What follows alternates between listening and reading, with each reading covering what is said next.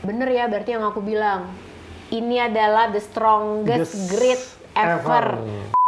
Wah, susah sih. Jadi sebenarnya lawannya Quartararo tuh bukan cuma Ducati. Jadi Quartararo against the world.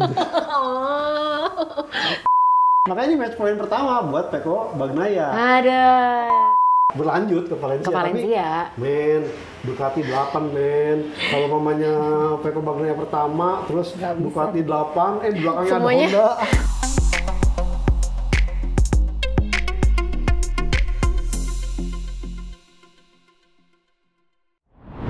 Hai, selamat datang di Pedok Talk. Ketemu lagi dengan aku Lucy Wiryono dan tentunya yang kangen sama aku, Mas Joni Lonomulya.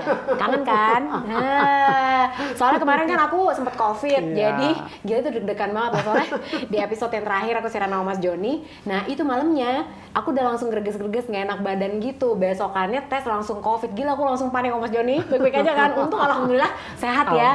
Alhamdulillah makanya rajin berdoa, rajin pakai masker ya, itu paling penting. Nah jadi kita baru saja menyaksikan MotoGP Australia. Gila, ini salah satu race terbaik loh di musim ini, ya kan? Betul. Soalnya seru banget dan rasa-rasa Moto3 lah kalau MotoGP-nya. Iya, bener-bener mepet. Terus saling ada duelnya tuh bener-bener gantian, serang kiri, serang kanan, rem depan, rem belakang. Aduh. Kita bahas dulu podiumnya karena bener-bener ini sangat tidak disangka. Jadi waktu siaran di Trans 7, Mas Joni bilang dia jagoinnya Pecco Bagnaia.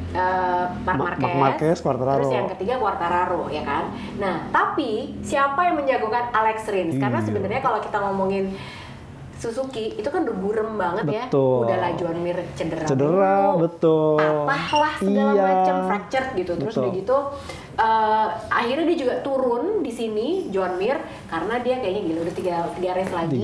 Suzuki udah mau mundur dari MotoGP. Pamit mundur. Nah, aku nggak race gitu kan. Meskipun dia belum bisa tampil 100% dengan sempurna sih gitu. Tapi Alex Rins hari ini, wah, dia tuh man of the race banget. Start dari posisi ke-10. Iya. Tapi dia bisa jadi juara. Dan kalau komentarnya Mas Joni tentang penampilan Alex Rins yang dia tuh soalnya ya 10. Terus udah gitu mulai tuh maju. Dan dia nggak konsisten. Begitu nyampe depan dia bisa leading langsung loh. Iya, setuju. Dia kadang disikat sama Marc Marquez, kadang sama Pecco juga. Tapi dia konsisten. Ada Jorge Martin. Betul. Gimana Mas? Jadi kalau saya lihat ini ada dua hal, bahwa memang sebenarnya motor Suzuki GSX-RR ini motor yang memang ampuh di saat balapan atau Mr. Sunday lah kalau kita ngambil kata-kata Valentino Rossi dulu. Cuma problemnya adalah mereka belum pernah bisa dapat time attack-nya untuk bisa menempatkan posisi motor di front row. Nah, hasil dia harus di belakang terus. Nah, tadi itu di saat balapan MotoGP Australia, ini kan terjadi berbagai macam momen nih. Iya benar. Bagaimana Quartararo out, kemudian dia mundur, terus kemudian ada insiden Jack Miller dengan Alex Marquez.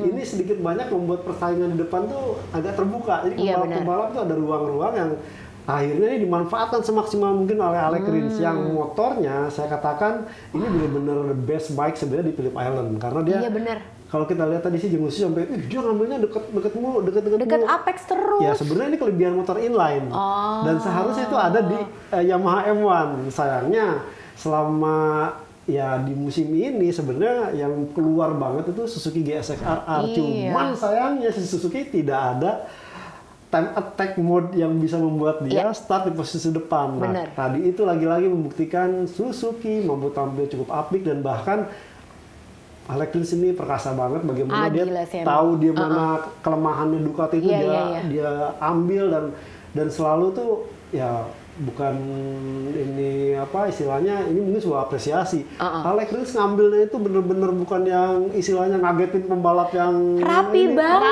bener-bener gila bagus banget pembalap itu tetap diambil tapi dia tidak sampai bikin perubahan body language yang aneh gitu.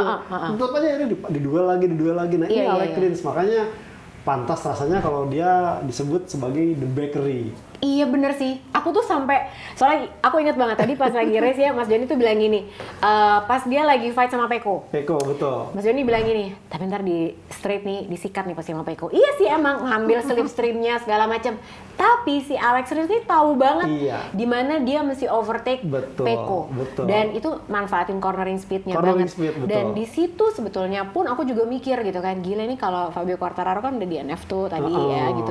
Dia kalau lagi nonton dia pasti aku mau yang kayak gitu inline-nya gitu. ini. Iya, soalnya kan kita lihat fight-nya deket banget sama Ducati. Betul. Sama Honda loh juga sama Marc Marquez. Tapi powernya nggak kalah sama sekali. Setuju. Padahal dari kapan tahu gitu udah ngomongnya ya tapi ini ya namanya juga V4 inline mah ya udahlah gitu kan. Tapi sebenarnya Suzuki itu tadi perkasa banget loh. Jadi kalau mamanya ini memang jadi ini nih kalau Suzuki itu sepertinya Jenggoy sempat bilang kan sebenarnya pabrikan tim yang benar-benar solid. Artinya di saat ada kekurangan dari pembalapnya itu langsung dieksekusi. Iya, ini sebenarnya keluhan yang hampir sama dilontarkan Quartararo tahun lalu. Ya nih kurang top speed. Suzuki nggak banyak ngomong loh, langsung ngasih ya top speednya. Tes pramusim Malaysia tuh Rins bisa masuk ke 5 besar, Joan Mir bisa bagus. Artinya apa? Ya tidak perlu halus istilahnya sama banget dengan Ducati atau dengan Honda, tapi cukup ya 5 atau 10 km per jam. Itu doang. Jadi ya, tadi aku juga tanya sama Mas Joni kan, karena aku masih ingat banget Suzuki tuh memang menunjukkan bahwa pokoknya aku pengen nambah top speed. Dan langsung dilakukan, nggak pakai lama. Berapa banyak sih, berapa besar sih top speed yang ditambah? Ternyata cuma 5 sampai 10 km per jam. Itu memang kecil sih sebenarnya. Meskipun memang ada efek yang instan efeknya adalah bahwa time attack-nya nggak dapet. Nah, tapi mereka tidak menyerah. Dicoba terus sampai akhirnya di race dibuktiin. Nah, akhirnya ketahuan, oh iya nih, berarti kita semua perbaiki di time attack. Meskipun sampai sekarang, sampai akhirnya mundur belum dapet. Nggak apa-apa. Tapi yang penting keren banget Alex Rins. Nggak salah kalau dia dijuluki The Bakery. Jadi kenapa dia dibilang The Bakery? Karena ternyata pengembangan Suzuki itu adalah memang ada di tangannya dia. Jadi dia kokinya lah ceritanya gitu ya. Dia pastry chef-nya. Makanya dia namanya The Bakery. Kalau pas ngelihat papannya Alex Rins tuh The Bakery itu alasannya gitu. The Bakery apa sih tukang roti? Bukan. Dia memang yang mengembangkan gitu kan. Nah, itu tadi juaranya. Kemudian di posisi kedua Marc Marquez. Jadi ya, dia akhirnya podium dan ini udah diramalkan Mas Joni juga sih dan kita udah cukup yakin karena si Phillip Island ini adalah sirkuit yang anti-clockwise, favorit dia banget. Terus udah gitu dia tadi warm up jatuh loh padahal tadi. Iya, tetap aja gitu loh. Tapi santai aja tuh dia. Cuma sebenarnya aku tadi tuh agak-agak sedikit merinding pada saat dia menentukan hard soft karena melihat duelnya tadi sedemikian bener-bener epic banget, diserang, menarik mundur, maju lagi, artinya bener-bener ini menurut saya menguras ban belakangnya, tapi itulah seorang Marc Marquez. Soalnya dia pakai hard soft kan? Hard soft, makanya dia sempat mengatakan bahwa dia akan melakukan serangan di akhir-akhir ini seperti yang akan dia lakukan di waktu itu di Motegi, yang dia coba duel dengan Oliveira, dan ini terbukti ampuh. Mungkin kalau seandainya bukan Ducati ini, bukan Alex Rins, itu lain cerita. Sepertinya malah Marc Marquez mungkin menorehkan kemenangan pertama ada di MotoGP musim ini.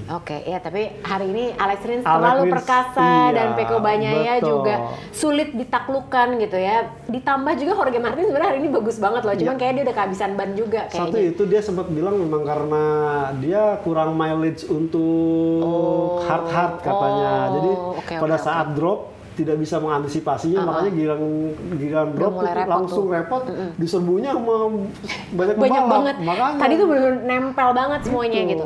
Nah terus yang ada di posisi 3 adalah Pecco Bagnaia. Dan dengan hasil ini Mas Joni akhirnya keadaan berputar dari Pecco Bagnaia yang awalnya banget ketinggalan defisit 91 poin, selisih jadi cuma 2, sekarang dia leading klasemen sementara.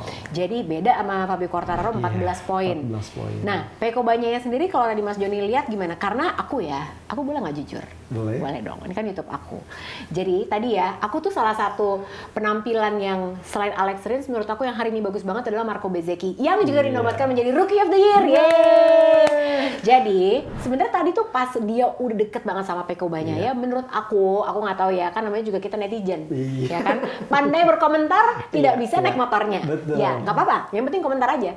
Jadi menurut aku sebenarnya kalau kita lihat dia tuh udah deket banget dan dia sebenarnya udah punya banyak kesempatan untuk bisa overtake Peko, tapi dia tidak melakukan itu. Body language-nya beda kan? Body language-nya beda dan gitu. Nah, padahal aku udah ngomong sama Mas Joni tuh pas lagi siaran. Bezzecchi, coba tolong dia overtake aja, karena kalau kamu nggak overtake sekarang kamu disikat sama Marquez. Bener ternyata ya kan? Karena Marquez udah Marquez sama Alex Rins malah. Iya, dua langsung. Karena udah nggak ada pilihan. Padahal sebenarnya bukan berarti dia juga harus menang. Tadinya kita sekarang kita bisa ngetik nih ya ke Marco Bezzecchi gitu ya. Lu towing aja dulu gitu kan Peko. Abis itu kasih angin, towing Peko. Abis itu lu kalau mau kasih silakan. Ya silakan gitu. Meskipun ini bukan tim order ya, tapi ini kayaknya lebih ke pertemanan VR46 Academy aja kayaknya gitu. Karena tuh kelihatan banget. Nah, tapi kalau Peko sendiri menurut Mas Joni, karena dia sendiri juga bilang tuh ada di beberapa sektor yang dia udah mulai hilang. Udah mulai nggak dapat sebenarnya. Makanya kalau kita lihat kan dia selalu ngambil agak luar. Dia membiarkan efeknya itu kosong. Makanya itu sempat dimakan sama Alex Rins juga kan. Nah, itu sepertinya memang karena pilihan medium hard dia coba untuk, dan dia sempat tercecer juga sih, jadi agak kesulitan karena memang di depan tadi tuh terlalu lama dipegang oleh Jorge Martin, jadi dia agak cukup sempat nge-gap soalnya mulai habis tuh dia, makanya mau nggak mau ya agak beberapa momentum dia harus mengendurkan akselerasi. Ini yang akhirnya sempat bikin Bezzecchi juga agak kerepotan kalau mamanya nggak ngerem juga, kejadian tabrakan itu. Nah itu dia, nah jadi itu tadi podiumnya. Kalau ngomongin kejadian tabrakan, yang menyayat hati adalah apa yang terjadi antara Alex Marquez dan juga Jack Miller. Jack Miller tuh sedih banget sih, karena sebenarnya dia udah di plotting ini weekend yang sangat menyenangkan buat dia, dimulai dari pernikahan sebetulnya. Kemarin di Motegi udah naik, udah di podium. Nikah. Nikah. Terus dapat penghargaan. Miller Corner. Ya kan kemarin ya. Hari Sabtunya. Ya, tapi dia nggak tahu apa-apa karena Alex Marquez ini posisinya adalah dia itu kayaknya kehilangan breaking point-nya.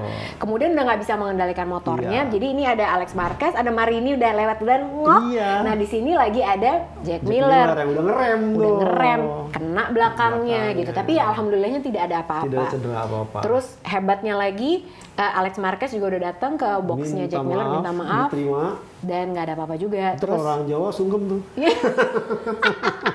Mau kawin kali Jadi tapi itu hebat sih, dan Jack Miller ini menurut aku juga ya dia emang selalu ini ya, berapa kali kayaknya kena sama orang. Tapi dia ya udahlah gitu, santai aja. Ini dari yang si dia memein nempelin visor yang kena Fabio Quartararo kan itu kan. Bukan tabrakan tapi cuma gara-gara kena ini. Tear off-nya Quartararo. Terus masuk ke mesinnya dia gitu kan. Dia jadi bermasalah. Terus mesin dipramak ya kalau nggak salah ya. Tapi ya udah dia bilang ya kan ini juga nggak sengaja sih Alex Marquez gitu ya. Nah, jadi itu. Nah, terus dapat informasi juga bahwa akibat dari insiden ini nanti di Sepang Alex Marquez mendapatkan long lap penalty. Jadi harus dilakukan di Sepang nanti. Gitu. Kemudian sekarang update poin klasemen deh. Berarti sekarang update poin klasemennya adalah Fabio Quartararo di kedua. Jadi nih kalau menurut Mas Joni benar-benar tinggal mereka berdua nih. Alex Espargaro hari ini? Ya dia kan agak tercecer juga nih, agak jauh. Tapi kalau mamanya melihat persaingan tetap mengerucut kepada dua orang ini. Meskipun agak cukup berat buat seorang Fabio Quartararo karena ketemu Sepang minggu depan yang notabene di latihan pramusimnya itu motor V4 dan Ducati itu luar biasa. Aku ngasih rasa sayang aja lah ke kamu yang taruh susah deh. Mungkin di Valencia masih bisa karena ya secara hasil kemarin memang itu kan Ducati lockout tadi podiumnya, tapi itulah ya mau nggak mau apa yang harus dilakukan Quartararo jauh lebih berat lagi di 2 ronde ke depan.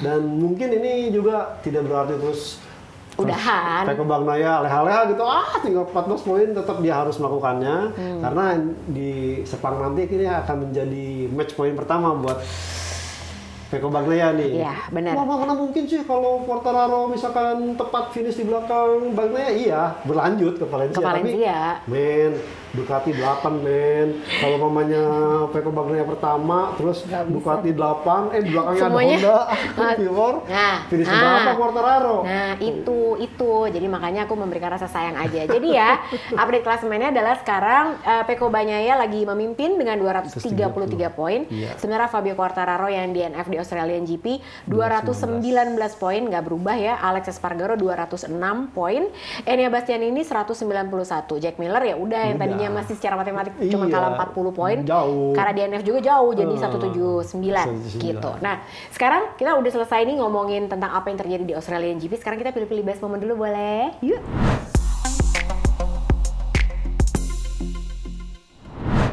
Sekarang kita masuk ke best moment, karena banyak sekali kejadian-kejadian seru seperti biasa di setiap serinya, apalagi di Phillip Island. Phillip Island ini kan udah 2 tahun absen ya, jadi ini baru ada lagi. Tapi ya tahu nggak, salah satu hal yang paling menarik buat aku apa? Jadi ternyata si Phillip Island itu terakhir kali diaspal ulang tahun berapa coba? 2012. Tapi sama sekali kita nggak kedengeran rider-rider pada komplain. Padahal biasanya kayak Circuit of the Americas deh gitu, Kotas gitu. Aku nggak mau sebut sirkuit yang di sini, nanti pada baper, jangan. Bumpy lah, apalah. Kotas kan diprotes banget, bahkan sampai Alex Espargaro ini kita disuruh mati apa gimana di sini gitu kan, ini bahaya banget loh gitu. Tikungan masalahnya. Iya bener, dia kan sebel banget race di sini. Jadi ini bahaya karena bumpy, ina itu gitu. Padahal sering digunakan banyak event. Ya memang Phillip Island tidak digunakan banyak event, tapi reserve race-nya tuh 2012 loh, terakhir. Tapi kondisinya masih bagus banget ya. Dan kalau kita ingat kan 2013 sampai Bridgestone-nya pusing kepala gara-gara itu surface-nya nge-grip banget. Iya terlalu nge-grip. Ada lagi. Jadi abis bannya, jadi mesti back flag to flag race. Makanya itu pertama kali flag to flag race. Iya benar-benar karena terlalu nge-grip. Kurang grip salah, terlalu nge-grip juga salah, bener. Nah sekarang kita pilih-pilih best moment. Ini adalah best moment, nomor 3 ya, nomor 3. Nomor 3. Oh ya, countdown. Nomor 3 apa, Mas Joni? Saya Corner Miller. Jadi ini tuh sebenarnya nama cornernya sebelumnya apa? Sebelumnya Honda. Sebelumnya Honda Corner. Karena apa? Kalau kita melihat dari 2 legenda yang dikasih nama, baik itu Gardner Strait, kemudian Duhan tikungan pertama dan tikungan 3 Stoner, itu Honda ini mempersembahkan juara dunia buat pembalap Australia itu Honda. Makanya dikasih nama Honda Corner. Ada Jack Miller. Dihapus loh jadi di Corner Miller. Iya. Yang secara kan ya dia belum juara dunia. Pernah sih naik Honda, cuman kan di tahun 2014 itu pun lompat, udah begitu bagus, 17 baru bisa menang. Tapi ya cukup hal pencapaian luar biasa buat seorang Miller sampai bisa namanya menghapuskan nama Honda Corner. Ini akibat Miller Corner. Layanan Miller Taxi kalau aku bilang. Ya kan, layanan Miller Taxi ini kayaknya berjasa loh dia itu. Betul. Oh ya kan, kalau aku pilihannya adalah yang ketiga adalah Satwa Liar Phillip Island. Jadi ini yang salah satu yang seru juga gitu, karena ingat kemarin pertemuan pertama adalah Alex Espargaro dengan Wallaby. Jadi itu gila banget, lagi kencang sampai Alex Espargaro juga kayaknya gila, ini antara dia atau aku yang kenapa-kenapa nih kalau sampai ketabrak. Jadi ada meme Phillip Miller tuh nelfon ke Wallaby, jalankan plan B, Wallaby. Loncat, ya kan, lucu banget gitu. Itu soalnya ada apa namanya slow mo kameranya, terus kemudian diberhentikan. Dia benar-benar nih motor Alex Espargaro dia di sini nih, tipis banget. Waktu Iannone pernah kejadian tahun berapa tadi Mas Juni? 2014 itu nabrak burung camar. Tapi beneran. Di sini camarnya pada baik-baik nih. Udah dikasih tahu, jangan. Kemarin teman kamu ada yang udah hilang satu gara-gara Andrea Iannone ya kan. Terus ada kejadian lagi di pas Q2 Moto2.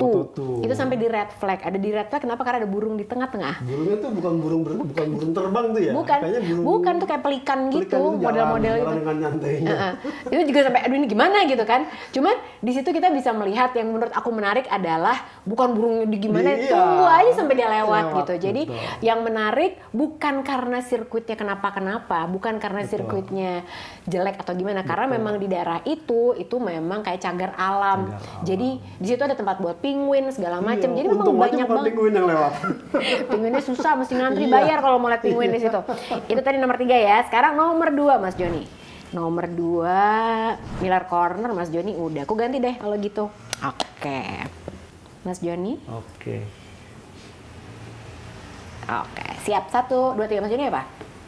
Saya Marc Marquez towing. Iya, dia ngaku lagi ya. Ngaku dan itu di momen di free practice 3 yang dia lolos ke Q2 dan dia yang akhirnya bisa start di front row. Itu towing Alex Espargaro di free practice 3 terus towing Francisco Bagnaia di Q2. Tapi dia juga bilang sih ya emang aku ngaku kok aku emang towing. Karena kalau nggak kayak gini aku nggak bisa di depan. Jadi betul. Biarin aja. Gitu. Bagus, nggak apa-apa.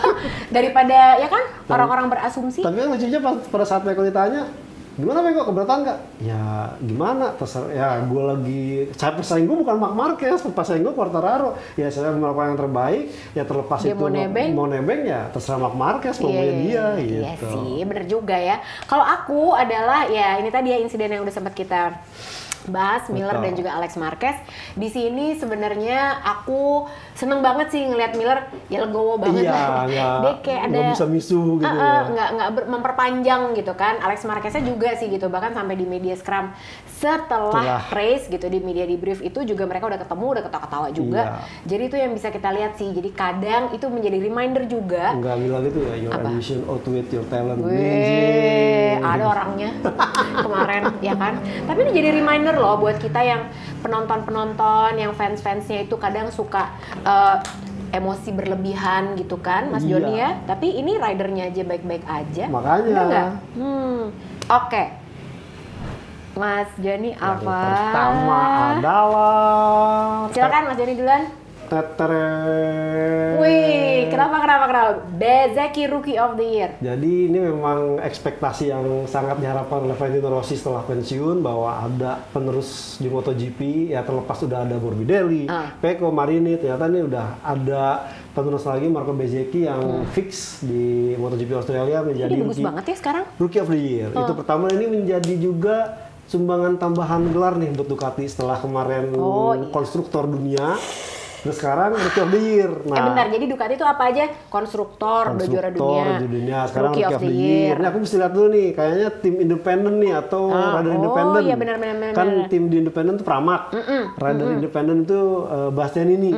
Nah, masih ada lagi sisa kan tinggal tim championship MotoGP sama sekarang itu yang bener-bener gengsi penantian dari 2007. Benar, Pecco Bagnaia juara dunia. Kira ini bener-bener kalau misalnya Pecco Bagnaia jadi juara dunia ini total Ducati domination. Luar biasa. Kalau aku momen yang paling berkesan di Australian GP kali ini adalah Alex Rins di Parc Ferme. Jadi yang pas dia bilang Suzuki gitu, itu itu keluar banget aja. Keluar banget itu pecah banget menurut aku itu karena sampai Twitternya Suzuki, ini siapa nih yang bikin nangis? Siapa yang bikin nangis? Jadi keluar air mata gitu kan. Hasilnya luar biasa, tapi ya tanda petik yang mau apa dikata, tahun ini menjadi tahun terakhir Suzuki di MotoGP. Benar, tapi padahal ya aku selalu bilang sih gitu di sosial media aku juga selalu bilang Suzuki itu salah satu tim yang aku suka juga dynamics-nya gitu. Karena kalau lihat TikTok-nya Suzuki seru banget loh gitu. Mereka tuh ada-ada aja gitu. Apalagi ya dynamics antara John Mir dan juga Alex Rins gitu. Karena bisa dibilang ya mirip-mirip sama Pecco Bagnaia sama Jack Miller deh. Tapi kan kalau Ducati kelihatan banget anak emasnya siapa. Kalau ini enggak gitu. Ini dua-duanya kayak kompak dan seru aja. Jadi ini menurut aku momentum yang sangat bagus dari Australian GP. Bittersweet cenah kalau orang bilang mah ya gitu kan. Manis tapi pahit juga karena aku udah mau resign kata Suzuki gitu. Nah itu tadi adalah best moment-nya. Sekarang kita masuk ke yang anget yuk.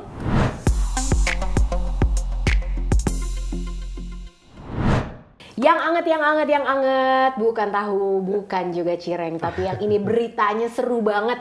Karena kita akan ngomongin, sebenarnya sih benang merahnya adalah Ducati. Jadi pertama itu sebenarnya aku pengen nanya ke Mas Joni. Jadi kan aku baca beritanya udah cukup lama. Iya. Terus jujur aku nggak mengikuti apa komentar netizen karena aku takut pusing menanggapi. Aku suka bingung kalau kalian komentarnya suka emosi, aku suka bingung menanggapinnya soalnya. Jadi gini, intinya adalah Marc Marquez itu pernah ditanya. Iya. Jadi kalau antara Fabio Quartararo sama Pecco Bagnaia, lu jagoin siapa? Intinya gitu kan. Kemudian dia jawab, I bet on Pecco's bike, bukan aku yang ngomong. Iya. Coba di googling, yang ngomong Marc Marquez. Dan aku yang dimarahin ya. Iya. Kemudian aku juga pas denger itu, kalau aku jadi Pecco Bagnaia sih aku agak baper. Betul. Ya dong. Betul. I bet on Pecco's bike, bukan Pecco-nya, tapi Pecco's bike. Bahkan Marc Marquez sempat ngomong, ya ini mah kayak Ducati Cup aja lah. Iya. gitu. Saking mungkin banyaknya Ducati di grid ada 8. Betul.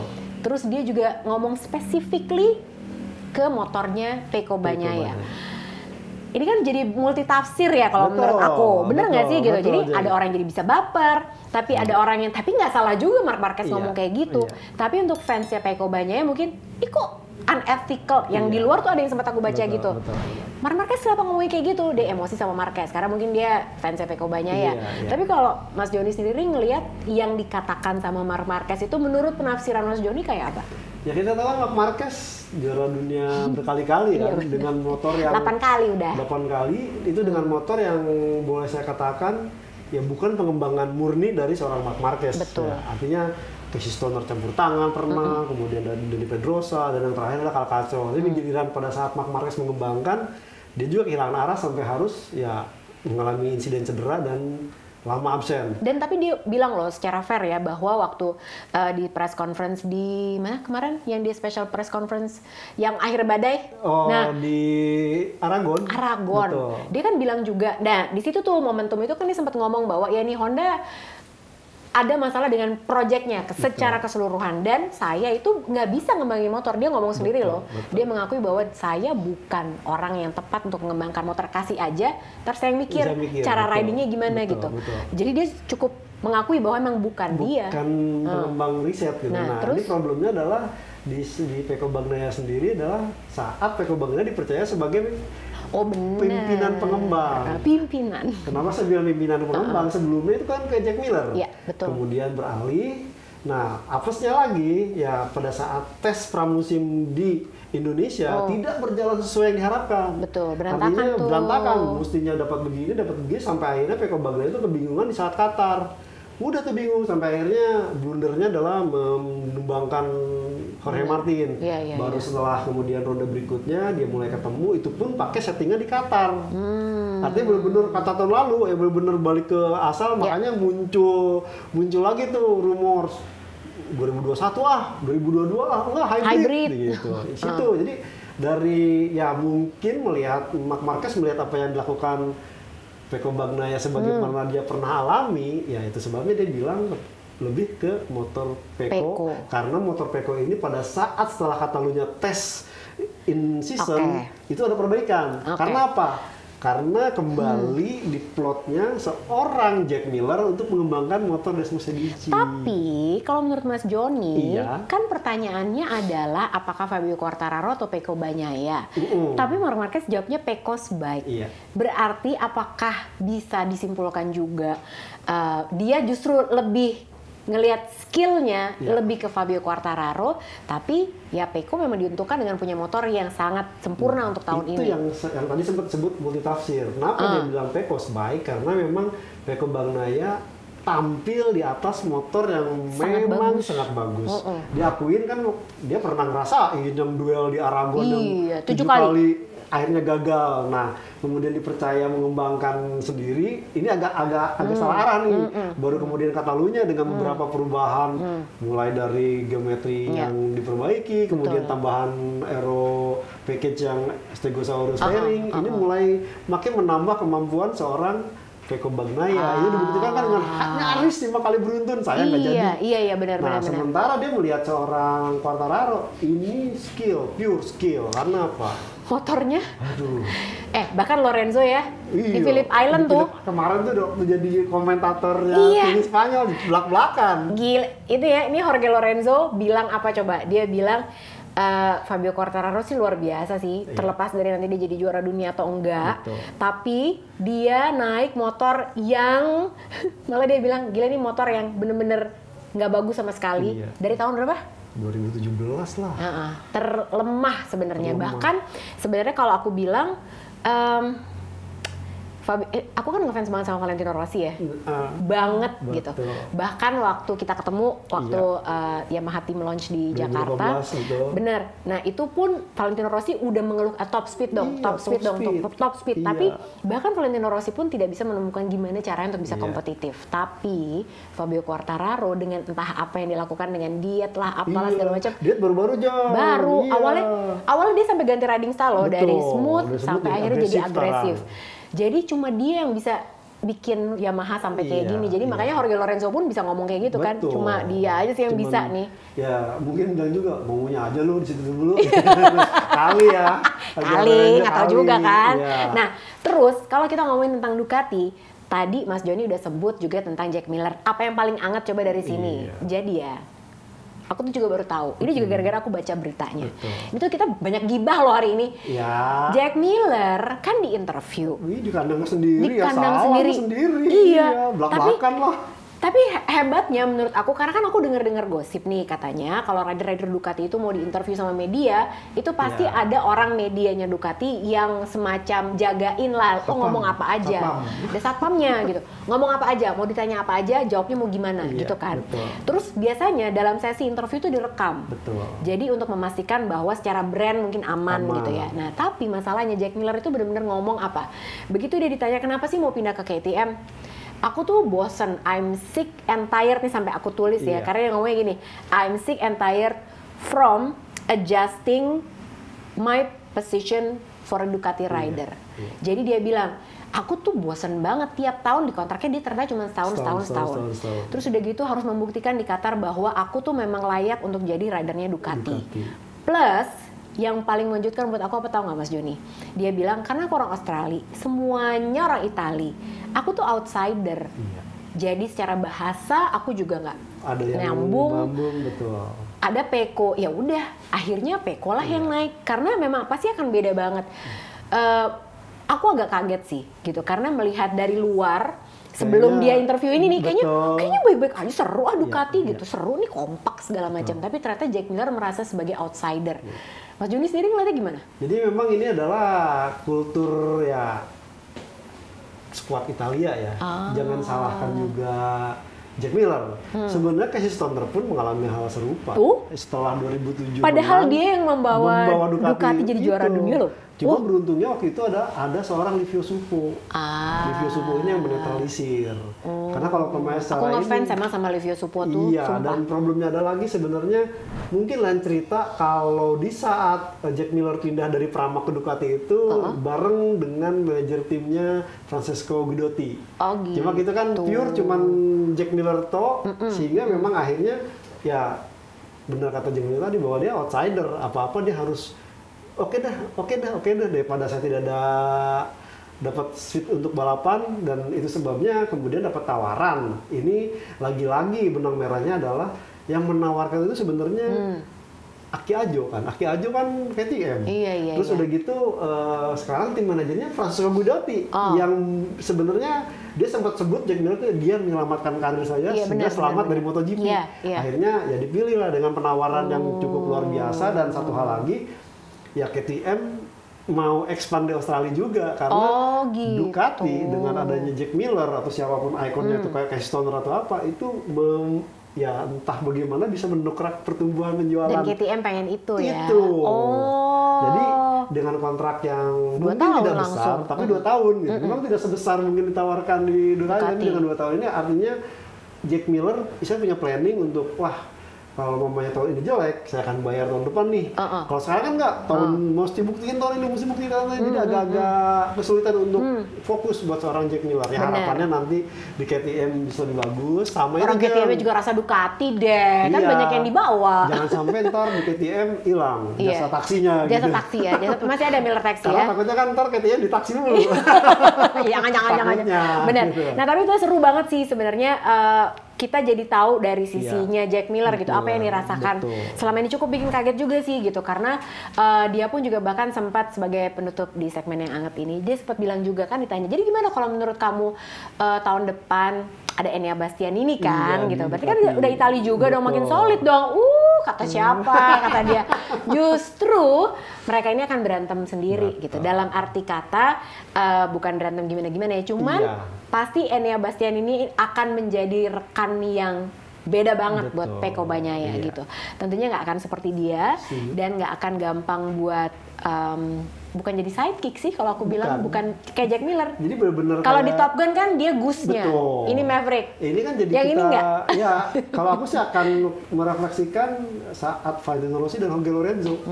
Berarti mereka berdua ini akan benar-benar saling bunuh. Kalau pemain bisa ngebunuh rekan setim lebih dulu, Bener. ya kenapa enggak? Dia duluan. Gitu. Iya. Nah, bentar. Ini juga penting. Jadi ya, ini aku curhat boleh ya dikit ya? Boleh. Jadi, kan kemarin tuh sempet rame banget gara-gara Zarco di Buriram. Iya. Itu dia nggak mau overtake Peko. Betul. Kemudian kan banyak yang bilang, tuh kan benar tim order. Nah, kemudian Zarco tapi juga merilis interview juga. Betul. Dia bilang, ya emang ada instruksi kok, mulai dari Misano bahkan. Betul. Pokoknya semua rider Ducati nggak boleh sampai bikin movement yang membahayakan Peko Bagnaia. Jadi instruksinya memang itu, bukan ngebantuin Peko menang, tapi nggak boleh bikin dia bahaya. Kemudian itu kan hal yang biasa ya menurut aku. Sampai akhirnya aku melihat di MotoGP.com soal mereka tuh ngepost soalnya. Jadi ada video gitu pas sesaat setelah race, kemudian si 3 petinggi Ducati, Gigi Dall'Igna, terus Paolo Ciabatti sama Davide Tardozzi datang ke boxnya Pramac. Dan di situ kita lihat kan muka-mukanya orang-orang di Pramac Racing tuh kayak gitulah gitu, kayak males gitu kan. Sebenarnya awal pas aku ngeliat itu pun juga ya oke lah, ya udah ketahuan ada apa-apa, nggak apa-apa. Tapi yang agak aneh menurut aku di saat MotoGP.com merilis itu di sosial medianya dia, kemudian dia pakai ada narasi tim ordernya beneran ada nih. Menurut Joni itu aneh nggak sih? Aneh. Iya nggak? Itu kayak malah jadi aku mikirnya, jadi menggiring opini. Ini gitu kayaknya loh. jangan-jangan emang di stage deh nih tim orderan. Iya nggak? Cuma kalau aku ini aku sebagai netizen ya. bukan pertama kali sih kalau aku catat bahwa Ducati melakukan tim order. Kan 2017 pernah. Iya. Cuma waktu itu kan persoalannya tidak sebanyak segerombolan 8 motor sekarang. Tahun lalu, tahun 2017 itu hanya Dovizioso dan juga Jorge Lorenzo. Iya benar. Dan saat itu baru diperkenalkan istilahnya instrumen display yang untuk berkomunikasi dengan pembalap. Barulah keluarlah muncullah yang heboh tuh mapping 8. Jadi suggestion mapping 8 lah.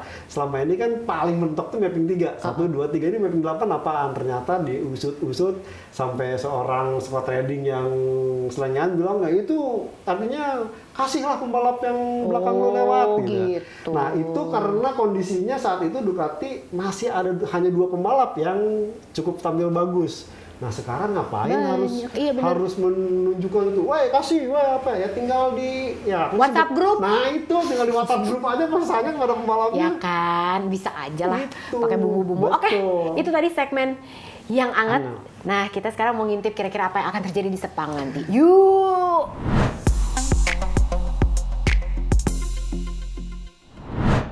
Sekarang kita lanjut untuk mengintip kira-kira apa yang akan terjadi di Sepang. Jadi kan, seperti yang tadi kita udah omongin, sekarang selisih poinnya adalah 14 antara Fabio Quartararo dan Peko Bagnaia yang sekarang masih memimpin klasemen.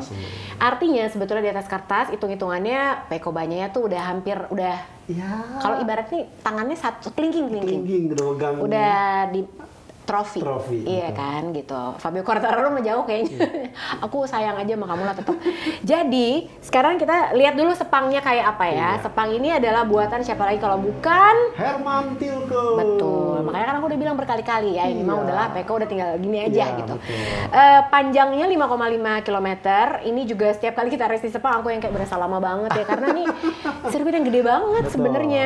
Cornernya ada 5 ke kiri, 10 ke kanan. Lebarnya cukup lebar karena dipakai buat F1 juga ya, betul. 16 meter. Sekarang udah enggak sih, 2 tahun terakhir ini enggak. Iya ya. Kemahalan. Oh gitu. Itu maksudnya karena nah longest straight-nya ini adalah 920. Budget yang dikeluarkan untuk membangun sirkuit Sepang ini adalah bener nih 50 juta pound. 50 juta million kali jeng. Iya gila ya. Iya. Wah. Makanya state of the art, artinya segala macam itu ada. Iya katanya ini salah satu sirkuit yang canggih. Betul. Terus mungkin karena budgetnya gede juga gitu ya. Ini rupiahnya berapa ya? Nanti kita hitung lah ya kursnya. Tapi dia cuma butuh waktu berapa? 14 bulan. Nggak pakai di revisi apa, nggak 14 bulan jadi sikat. Nah Jadi dia itu punya 4 slow corner, ada 2 long straight. Dapat salam dari Ducati. Ada 10 medium high speed corner. Ya Ducati lah udah ya. Betul. Gitu. Nah sirkuit recordnya ini adalah milik Valentino Rossi masih sampai sekarang. Iya. 1 menit 59 detik, 661. GP resultnya 2019 terakhir digelar di sana. Viñales, Marquez, Dovizioso. Iya. Terus yang paling banyak menang di sini, amazingly kalau dari tadi aku bilang Ducati, yang paling banyak menang di sini adalah Valentino Rossi. Aneh kan? Dia 6 kali menang, Pedrosa 3 kali, Dovizioso 2 kali. Pole yang paling banyak Pedrosa 5 kali, Rossi 4 kali, Marquez 3 kali. Top speednya Iannone tahun 2015 itu 339,6. Tapi kalau bantuin lah Mas Joni, ini gimana sih sebenarnya kalau dari datanya? Rossi menang nih 6 kali. Betul. Tapi ya ini mah udah mainannya Ducati dong. Betul. Orang ada 2 long straight. Jadi kalau kita ingat adalah kita bicara Yamaha yang 2019 loh. Yang kita lihat seorang Fabio Quartararo pun mencetak berbagai macam pole position. Belum menang sih, tapi apa sih bedanya Yamaha 2019 kalau gitu sama yang sekarang? Secara power kan masih istilahnya berbanding seimbang dengan motor-motor memang tidak terlalu jauh.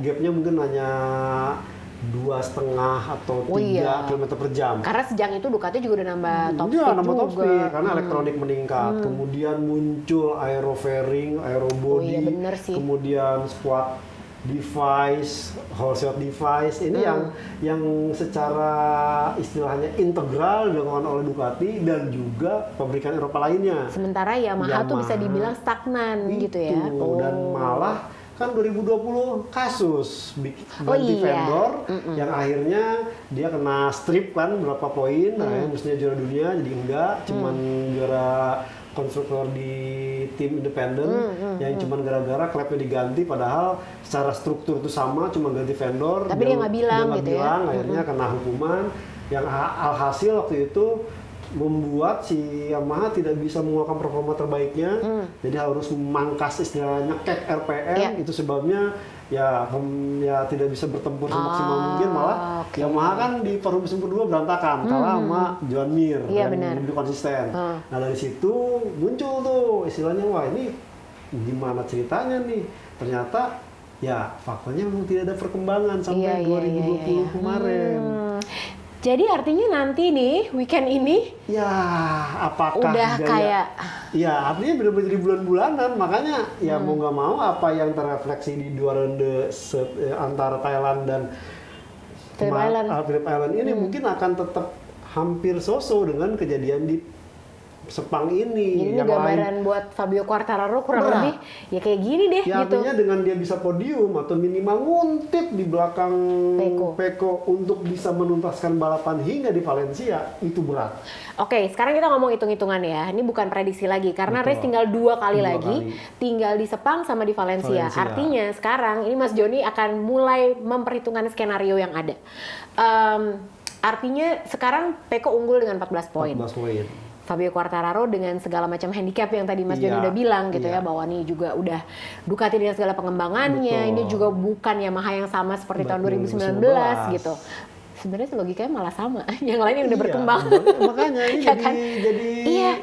Nah ini berarti skenarionya kalau Fabio mau mempertahankan nih contention sampai di Valencia, dia harus finish ke berapa dan Pecco harus berapa? Ya kalau mamanya dia bisa di belakang. Skenarionya apa? Ya kalau mamanya bisa di depan Pecco itu pasti lanjut ke Valencia. Tapi kalau mamanya Pecco finish pertama, kemudian Quartararo tidak finish, udah Pecco Bagnaia sah sebagai juara dunia. Oh, gitu. Udah berat makanya. Berat ya? Makanya match point pertama buat Pecco Bagnaia. Ada. Apalagi dengan kalau mamanya sepakat nih, karena kan belajar juga dari 2017. Kita ingat bagaimana Dovi yang waktu itu poinnya cukup jauh dengan seorang Marc Marquez disuruh ngasih posisi.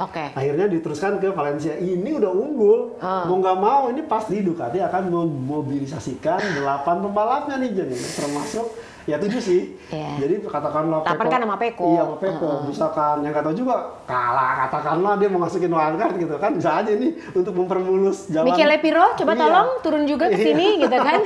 Bisa nggak bantuin nih gitu. Kan? Jadi semua ngalang-ngalangin gitu, bisa seperti itu. Skenario gitu ya. Seperti itu, dan faktanya memang dari hasil tes pramusim kemarin V4 itu bener-bener perkasa, bahkan Aprilia mampu top sheet di atasnya tuh. Itu kan yang pas tes kemarin ya? Betul, artinya Aprilia pun pasti udah kemarin kesulitan, dia coba akan bayar di Sepang nanti. Wah susah sih, jadi sebenarnya lawannya Quartararo tuh bukan cuma Ducati. Jadi Quartararo against the world. Pengen aku peluk, kasihan. Oke, baiklah kalau gitu terima kasih banyak Mas Joni. Sama-sama. Kita tinggal nunggu aja nanti hari Minggu gimana. Tapi yang pasti pokoknya kalian harus nonton, jangan sampai enggak. Karena bener ya, berarti yang aku bilang ini adalah the strongest grid ever. Karena bahkan dengan Alex Rins aja jadi menang di Phillip Island. 9 pembalap ya?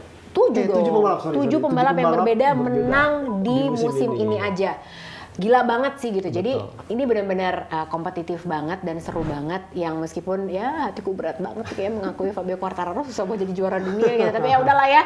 Terima kasih banyak Mas Joni. Jangan lupa jangan bosan-bosan kalau aku culik lagi di sini.